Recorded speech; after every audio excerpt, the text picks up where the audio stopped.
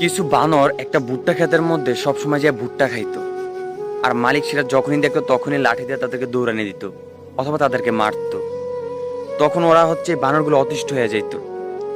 কিছুদিন যাওয়ার পর ওই ভুট্টা ক্ষেতের মালিকটা মারা যায়।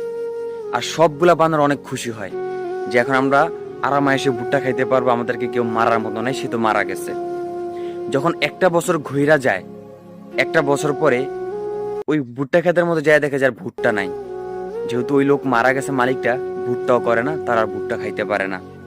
তখন ওই বানরগুলা বলে, সে আমাদেরকে মারলেও ভালো ছিল, আমরা কিছু খাইতে পারতাম, তার থেকে আমরা কিছু খাইতাম। আমাদের মানুষের সাথে ভাই সেম কাহিনীটা হয়। আমরা থাকতে কারো মূল্য দিতে জানি না, যখন সে আমাদের কাছ থেকে চলে যায় তখনই আমরা তাদেরকে মূল্য দিই। যে আপনার কাছে আছে তাকে থাকতে মূল্য দেন, সে চলে গেলে আর তাকে মূল্য দিয়ে কোনো কাজ হবে না।